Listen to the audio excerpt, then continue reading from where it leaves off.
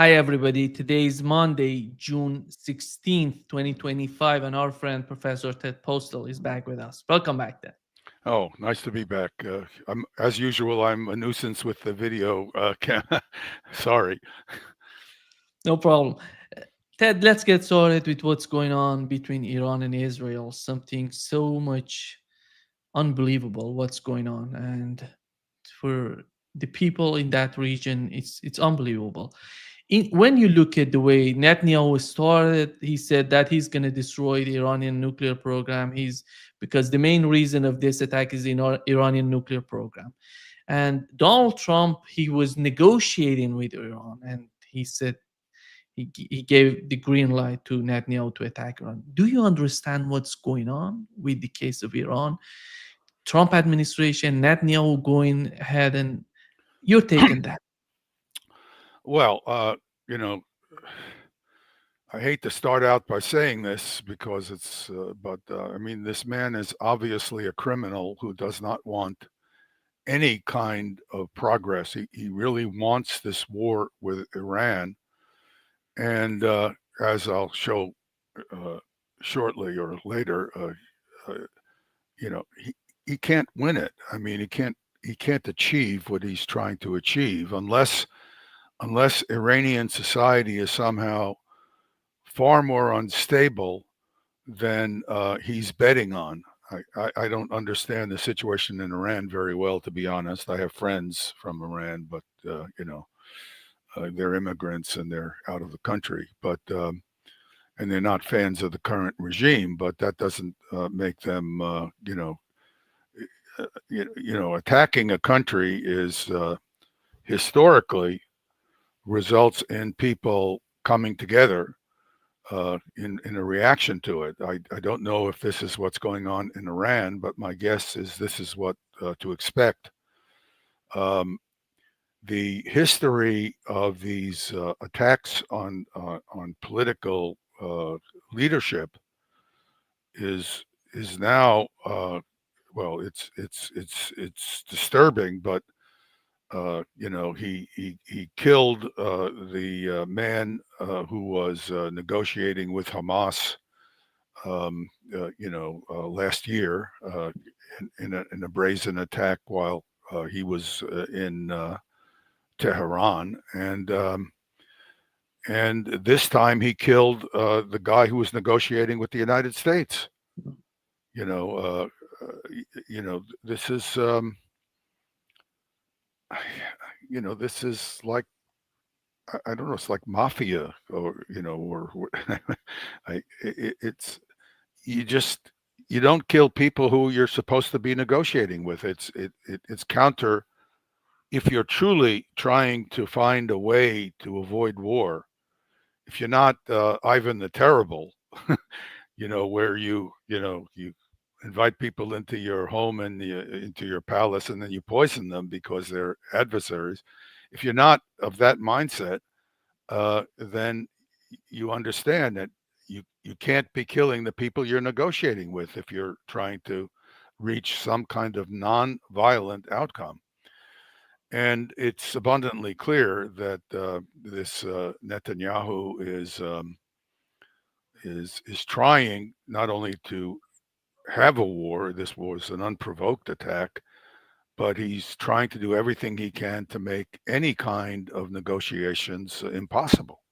I mean, even if the United States manages to get its own act together and reach some kind of agreement with Iran, the Russians, in particular Putin, has been doing a very good job trying to bring the Iranians and the Americans together to reach an understanding, which incidentally, given that Trump is in so much political trouble due to all the collapsing foreign relations efforts that he's been trying to implement, and of course the chaotic, the near uprising that's occurring domestically in the United States, understandably because of his his unbelievably cruel attacks on immigrants in the United States,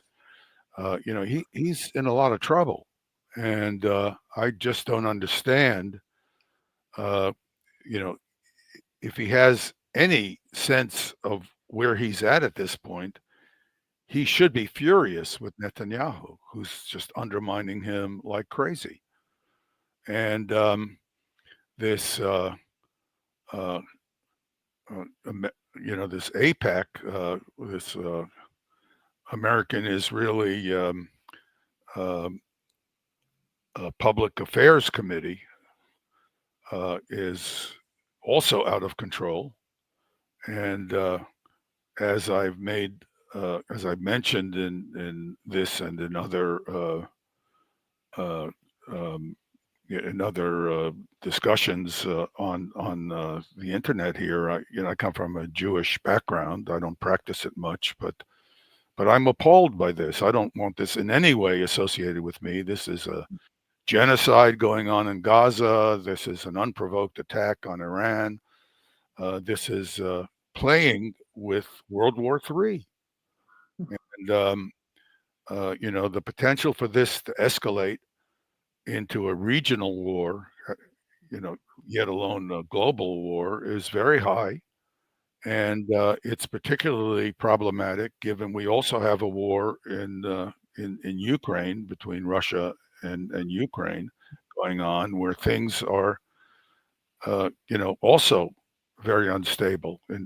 In fact, right now, I think the Russians are crushing the Ukrainians even more quickly and more dramatically than they have been in the last few months.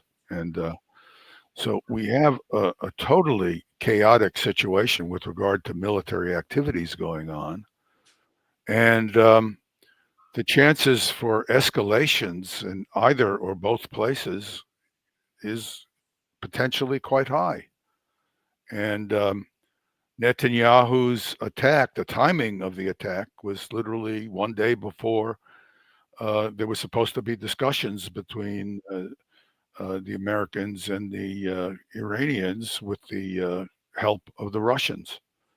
So this guy needs to be stopped, and the way to stop him, uh, just stop sending Israel munitions. Period. Just stop.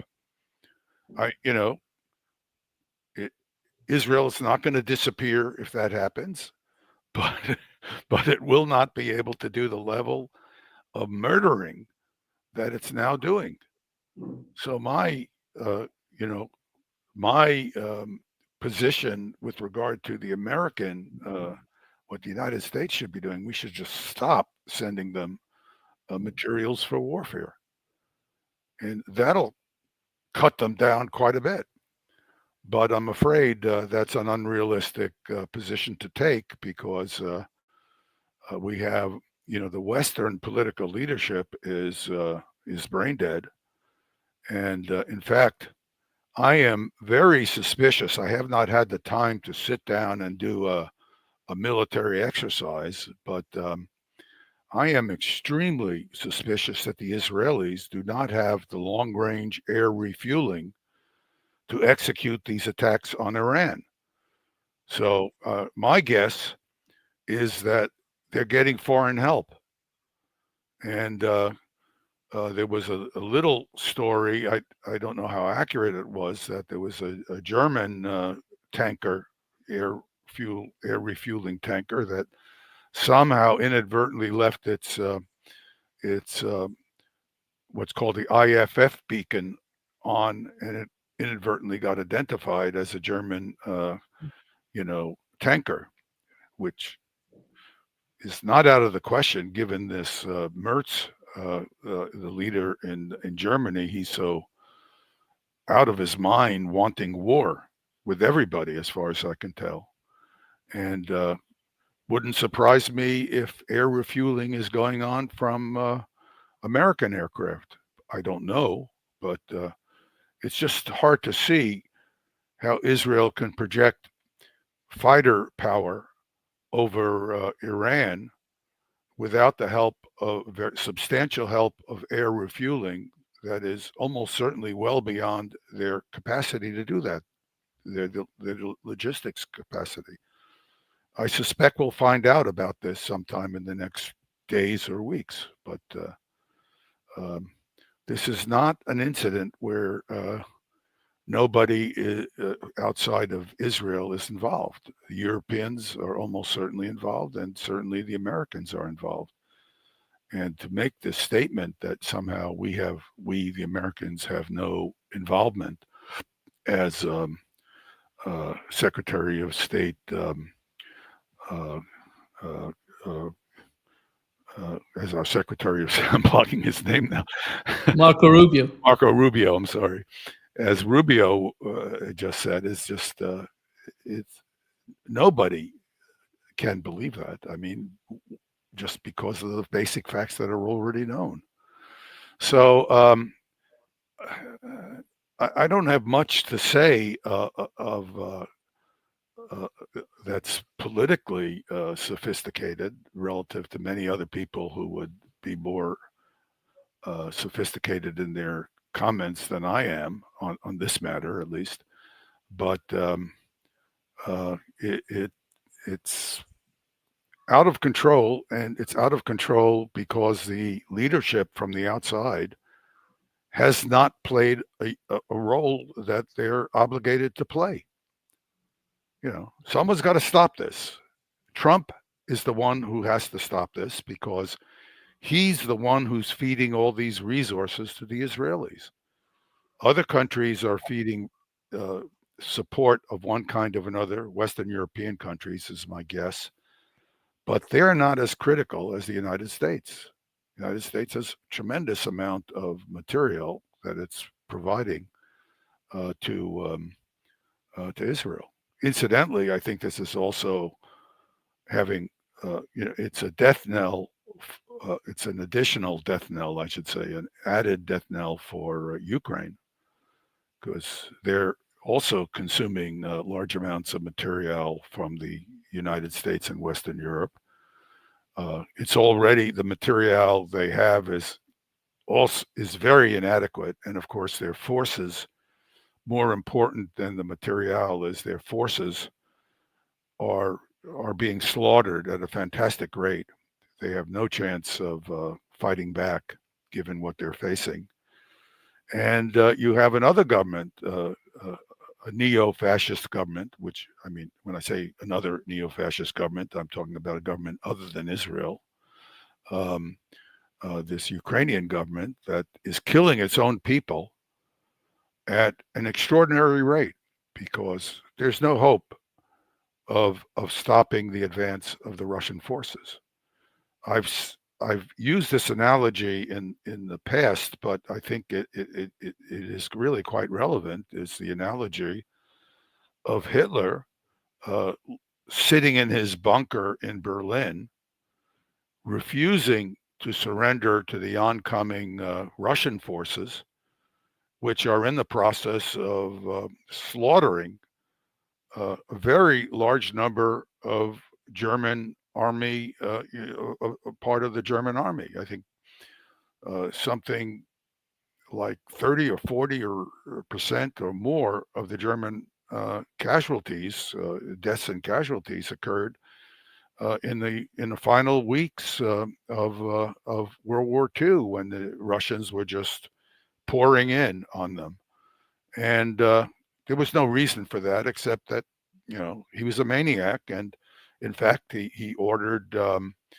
Albert Speer, his chief guy running the economy, to destroy the rest of Germany's economy, but Speer did not follow the order.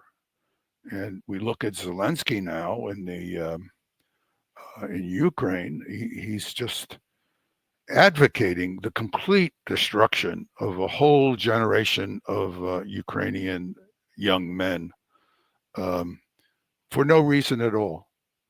And it's been going on for a long time, but it's accelerating now at a high rate. And then you have this guy Netanyahu who's destroying. I mean, if you're if you have any interest in Israel as a country, I mean, this doesn't mean you have to support the idea of destroying and suppressing Palestinians, but I have friends there. Um, and I don't in any way support the government there, not in any way. But if you have any concern about Israel surviving into a future, you look at what this Netanyahu's doing, and he's destroying it. I mean, the economy. I don't see how this economy is can ever recover.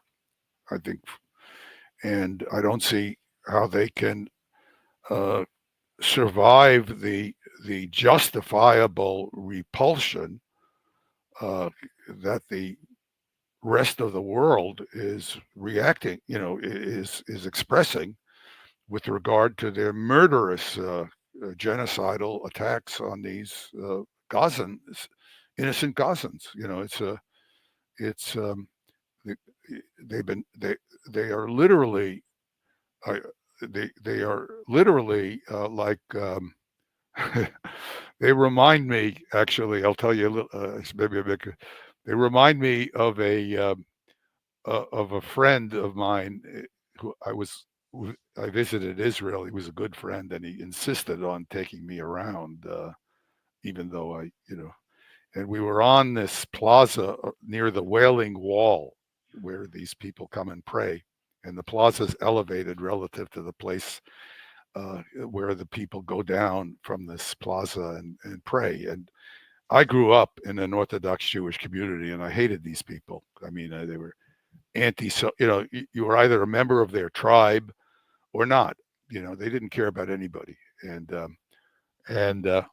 so I said to Reuven, very charming, unbelievably charming man. And Reuven said, "Oh, come on, Ted, come on." And so finally, I very reluctantly agreed, and we start walking down. And I said to Reuven, I can't tell you how uncomfortable I am here, Reuven. I feel like I'm stepping back 5,000 years.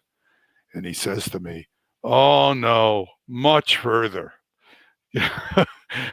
so and so his attitude was not unlike many of the Israeli friends I have. These people are crazy. These absolute religious fanatics to be compared one to one to these absolute Islamic fanatics who go around murdering innocent people. They have taken over the government there, and Netanyahu has facilitated this because it's in his personal interest. And I just don't, I'm beside myself watching this. It's just it's hard to see, but there's nothing to do beyond look at it and make observations. I have some observations to make about what is going on. They're not especially profound, but I think the Israelis made several strategic mistakes, which I'm sure Netanyahu was warned about. I mean, if you go and you attack the residents of a city, like the Israeli attacks on residents in Tehran, you open the door for a retaliation in kind. And it's really not in your interest, if you're Israeli, to provoke the Iranians to attack your population centers, because the last exchange of missiles, the Iranians were trying to stick to military targets, and those military targets are not heavily populated, and even if they have population around them, uh, there's not going to be, things will tend to fall closer to the military target, and there will be less unwanted injuring or killing of civilians. And what the Israelis did by attacking people, civilians in Tehran, is they opened the door to a retaliation. And although the Iranian ballistic missiles are not at all very accurate, I think even the more advanced missiles maybe are 1 kilometer accuracy. Um, it doesn't matter. If you want to hit the downtown area of Tel Aviv, which is heavily populated, a 1 kilometer accuracy, CEP is the term that's typically used. 1 kilometer accuracy is more than enough to dump, 1 ton warheads into an area of a few square kilometers. And if it's a built-up area of a city like downtown Tel Aviv is, you're going to do significant damage. And 1 ton warhead, um, would probably have to hit a big building to cause a collapse of part of it. We see images of large buildings where areas of the buildings are collapsed, but the shock wave is, the diminished shock wave goes easily out to 150 meters or 200 meters. It's enough of a shock wave to break glass windows at very long range. And now, if you're near a glass window, uh, you can be killed or injured. If the glass window shatters, that's enough blast pressure to knock something off the stove. It can initiate fires, not not like a nuclear weapon would, but so it's not surprising that we're seeing fires, small fires, which of course the civil defense is able to deal with because it's not a nuclear attack where everything's on fire. But you know, you're causing a lot of general damage, and if you have thousands of these ballistic missiles, which some reports claim even tens of thousands, I have no idea if the Iranians have this number. That's a lot of stuff to be dumped into an urban area. It won't level the urban area. I mean, it's not as if you won't turn it into rubble like a massed air attack that of the kind that was executed during World War II, but you will do a lot of damage, and that's not going to be easily absorbed by Israel. I mean, it's so. So I think the attacking of the uh, civilians in cities was an extremely short-sighted thing to do. And my guess is that Netanyahu was warned about this by his military. I'm, I'd be very surprised if someone in his military didn't say, you're going to open the door to a counterattack. Now, if the Iranians choose to escalate to attacking civilians, that's their choice, and then we can make a big deal about it. But if we attack the civilians in Tehran, it's going to be a given that they can and will attack our civilian population. So he must have been warned about this. It's just hard to believe that the Israeli military wouldn't have warned him. And as for attacking the nuclear program, that's a joke. This program is buried underground. And, with all this talk about Earth penetrating warheads, this fast and loose talk, uh, they cannot be effective against properly designed and built underground structures.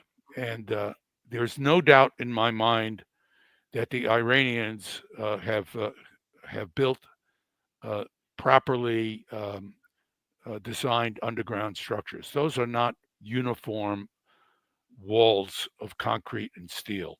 They are they are a matrix of multiple walls. And let me just show you this. I mean, it's just uh, it's kind of interesting to see. Just can you can you open one of the can you open the PDF I have that Yeah, has the title of observation? There it is. Great. If you go to slide 12, 12. 12. This is the title of a paper I just looked up a few days ago, yesterday, I think. No, the day before. Analysis on deflection of projectiles penetrating into composite concrete targets. Notice the authors are all Chinese, um, which should not surprise you if you were a person who was well educated and unprejudiced. China is now filled with highly educated engineering expertise, and these people are experts in protective structures. Now, if we if we go uh, to the next slide, it shows a concrete structure, an icon of an incoming penetrating shell, and a diamond shaped concrete slab. So what you're looking at is the cross section of the concrete slab, and it's got a length. When this penetrating bomb hits the surface of this concrete structure, the the bottom of the bomb gets slowed up preferentially relative to the top, which is in air, and so it tends to swing over, causes the bomb to develop an angle.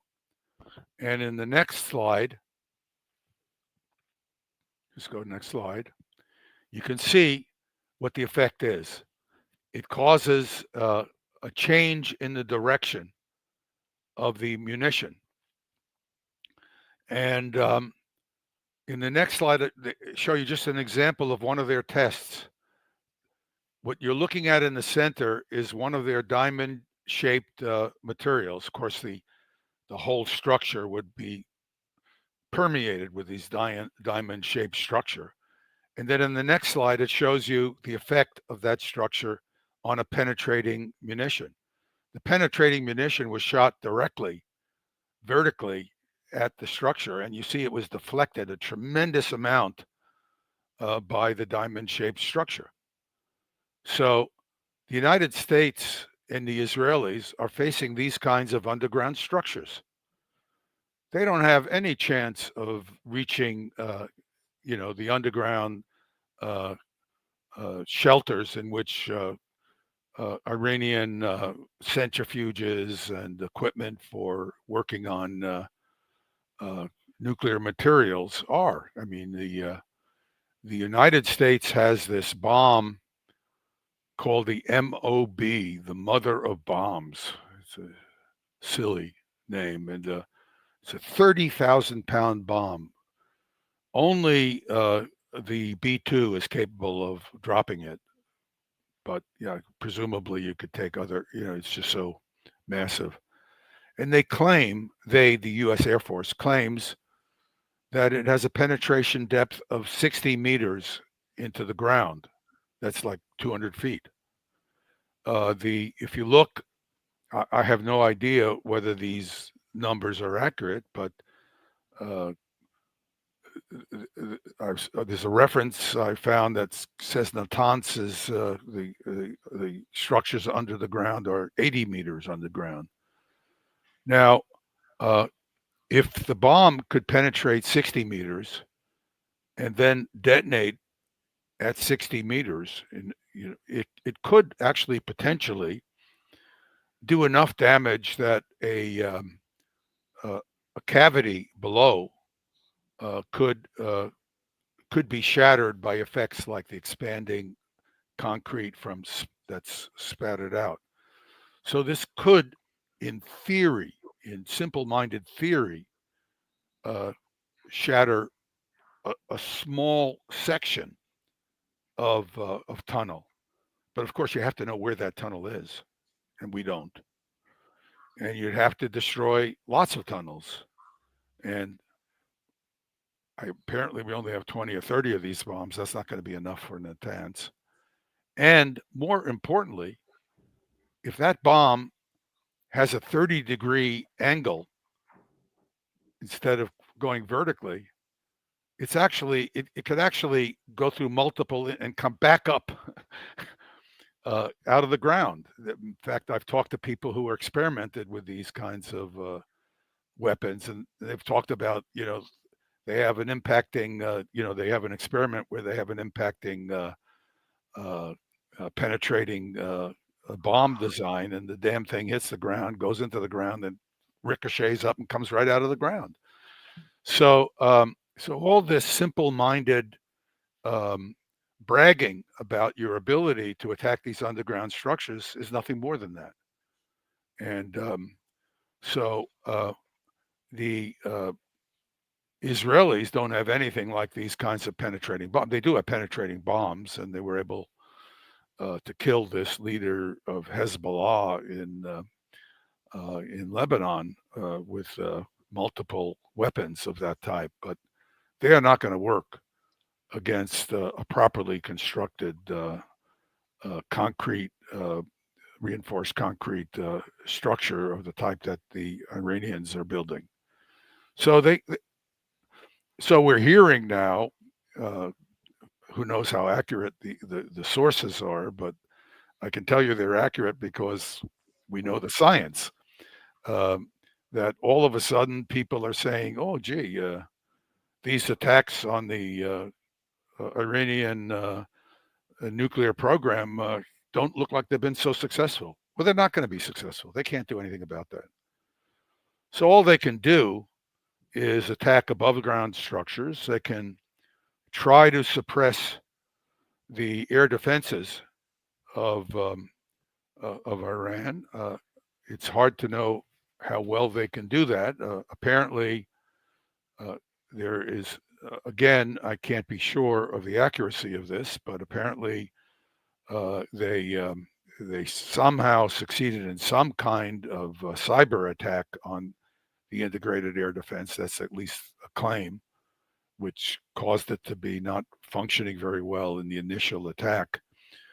But there are reports that it's now functioning again, and that the Israelis failed to destroy a lot of the actual air defense radars because the Iranians, like the Russians who sold them the system, have designed decoys, decoy uh, uh, radio transmitters to draw fire that the radars would normally draw. So I don't know. Again, I don't know how well operated those uh, decoys were, but if they're operated skillfully, and there's good reason to believe they would be, because not only would the Iranians are sophisticated militarily, but also their sponsor, the Russians, are very sophisticated with air defenses, as we've seen in Ukraine,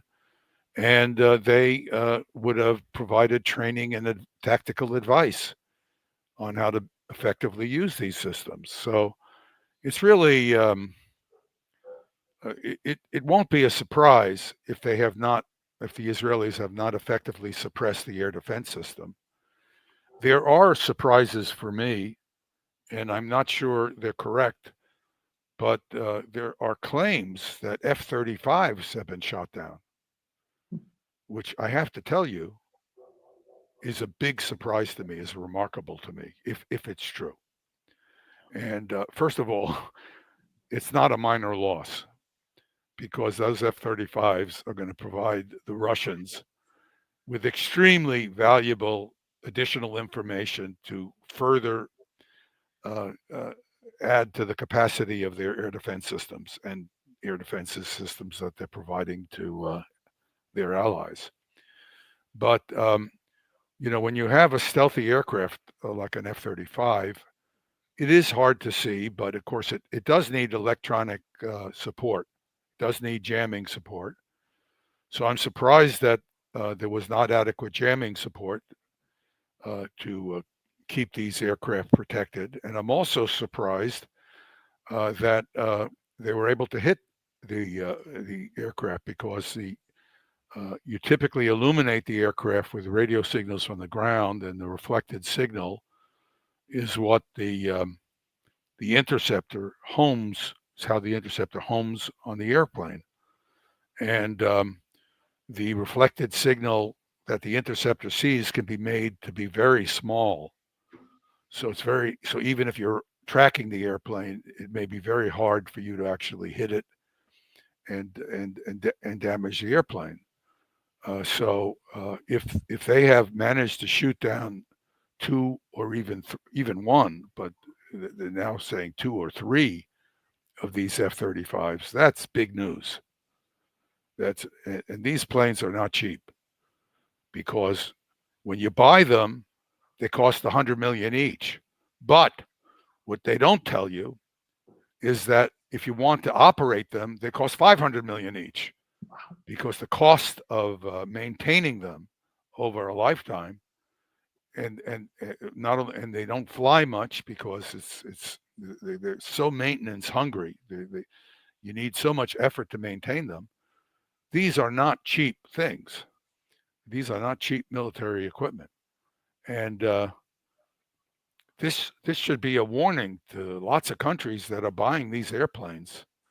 Uh, I would think twice before I bought a bunch of these planes because they're going to be hangar queens because I can't afford to operate them. And uh, so this could have some significant implications for other countries that have been purchasing this airplane. I don't know. We'll see in the next few years. But if you can shoot these planes down with air defenses, that's news that's going to be taken very seriously by countries that are thinking of purchasing this plane from the United States. So it's an interesting situation. Not yet. We don't have enough information to really understand how this whole thing is going to play out. But Iran is a big country. It's 90 million people. Israel's a country of 10 million people. Iran is a very diversified, advanced country.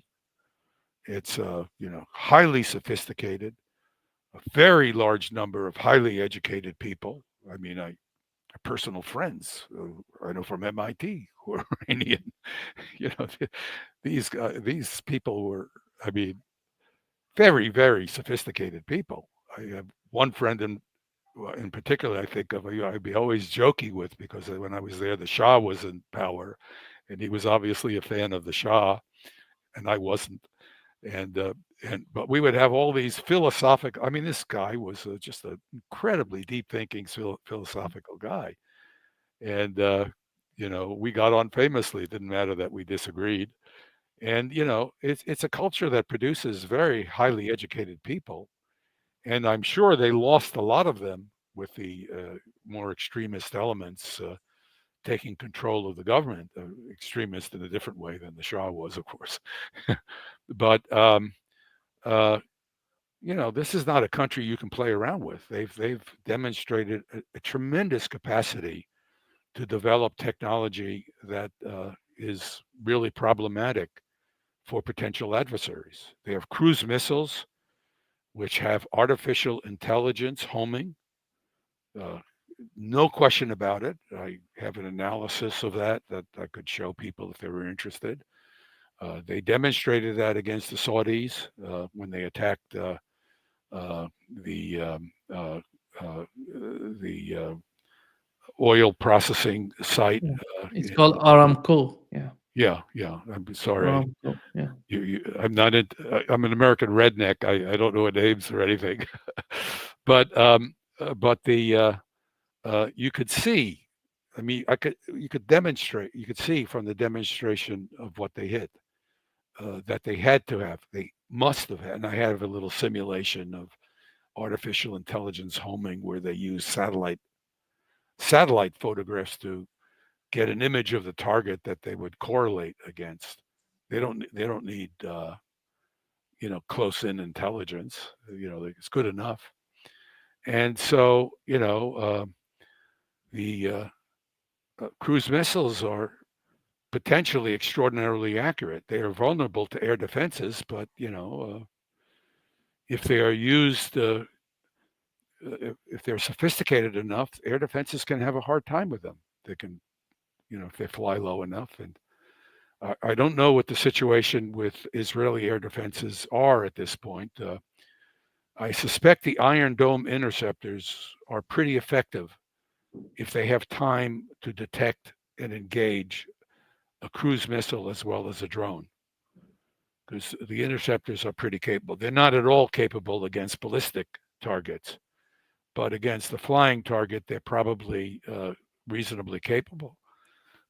But the radars, they may operate at frequencies where radar absorbing materials can be very effective.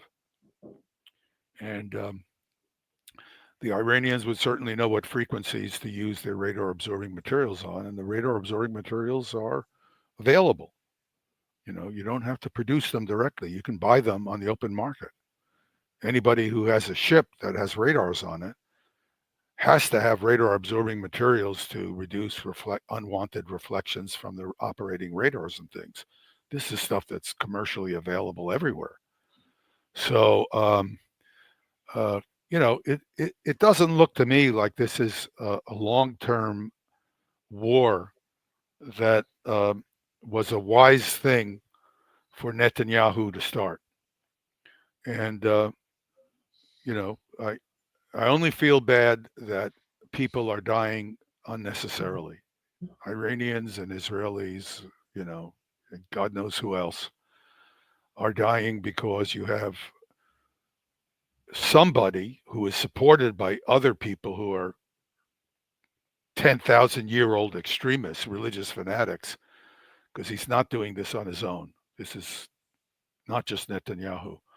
The That these people are causing deaths and loss of wealth uh, for no reason at all, because nothing can come out of this that's going to be beneficial for anybody by any way you measure whatever your values are. You're not going to win if you're Israeli. You're not going to win if you're Iranian. Everyone's going to lose.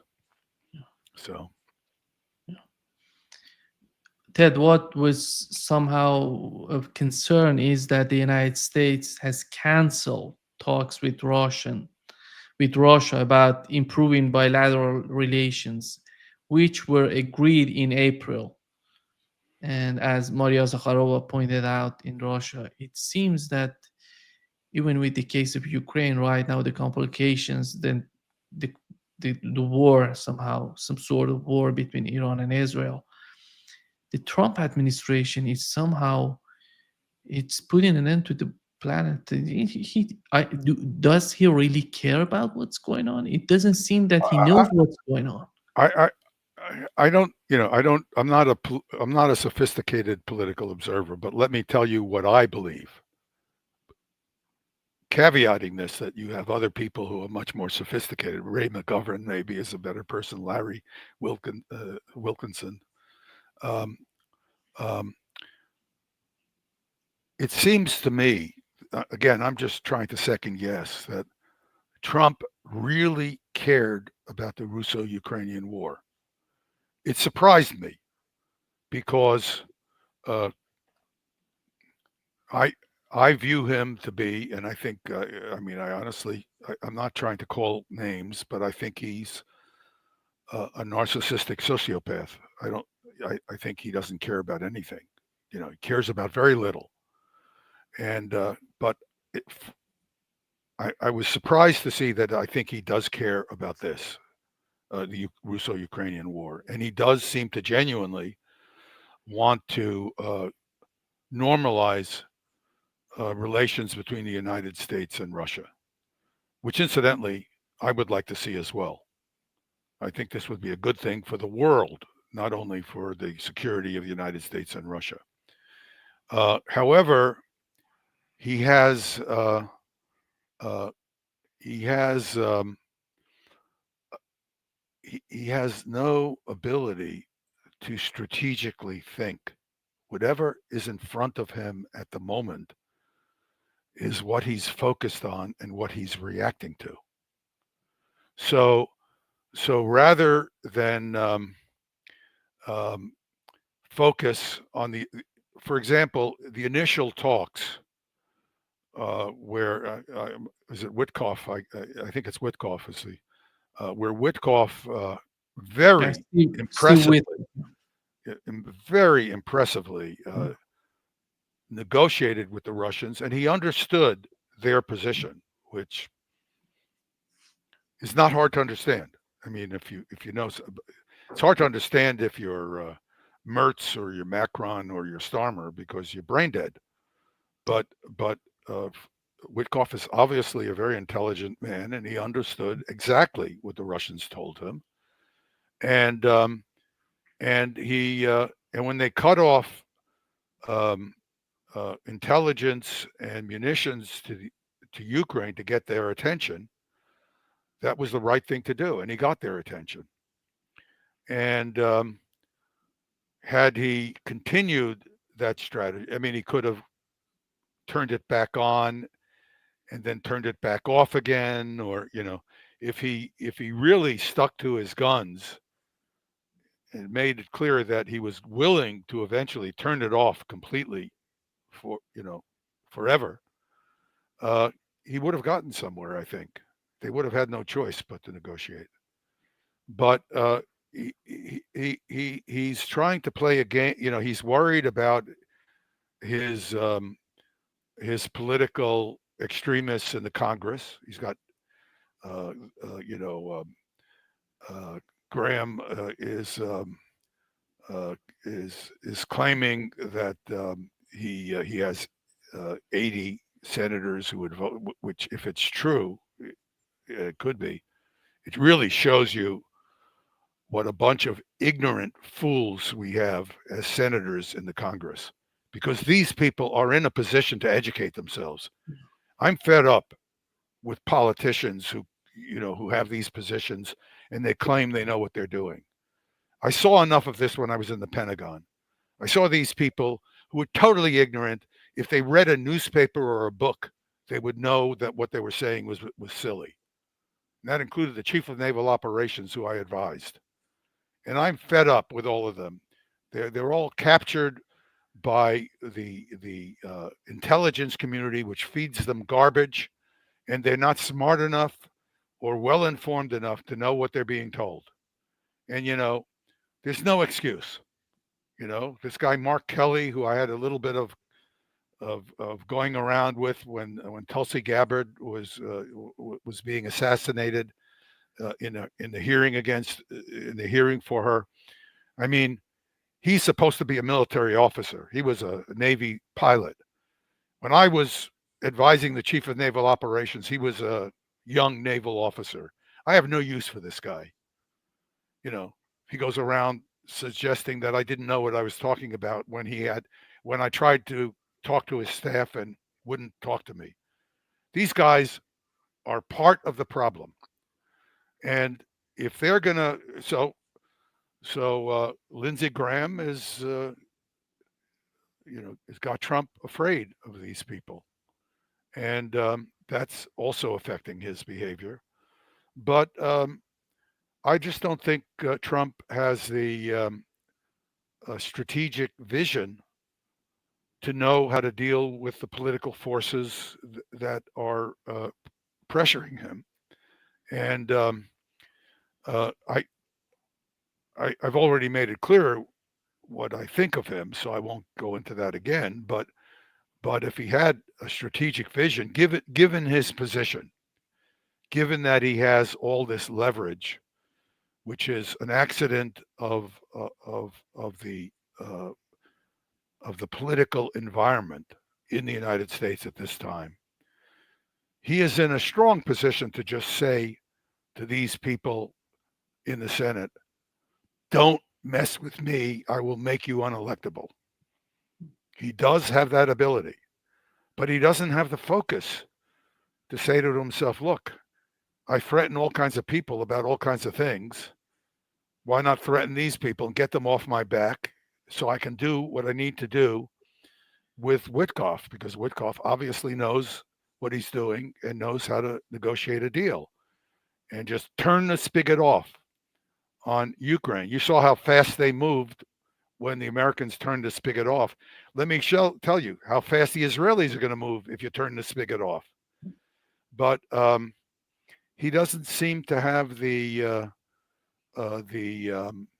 strategic vision to do it. In fact, I think my guess is he's in the enviable position of um, of being able to withstand the political backlash against him if he did that. Because there are a lot of people in the United States, other than these nutcases in APAC, who want this thing with Israel stopped. It's not as if APAC can do everything. They are very powerful. They own a large part of the Congress. There's no doubt about that. Something has to be done about it in the American political system. I'm an American citizen. I don't want these guys controlling my foreign policy. I don't agree with them. I think they're not concerned about the United States. That's my view of them. I'll be very clear. APAC is not concerned about the security of the United States. They are focused only on what they believe is the security of Israel. And incidentally, I'm not sure they're right about what's in Israel's best interest. And these people, as far as I'm concerned, if anybody wants to do things to limit their influence, count me in. Because as an American citizen, I just don't like these guys. I don't think they're working in the interest of my country nor in Israel's interest. So, but my first concern, overwhelmingly, I want to be very clear about, is my country, and also the global stability, because we don't need a global war that's going to cause untold death and destruction. It's just that simple. I'm not as sophisticated about this as Ray or Larry would be, but this is my you know Yeah. pointy-headed scientist perspective as someone who's observing the situation. Your take is amazing, Ted. I Well, can confess that. okay, I'm being frank, so to speak. Thank you so much, Ted, for being with us today. Well, Great thank you very pleasure as much. always. I hope I've given you your listeners at least some information about the A lot of information you imperviousness gave of the us. Yeah, program, and let's see what happens. yeah, yeah. And thank you for having me. Thank you. Yeah, bye See you bye. soon. Bye bye.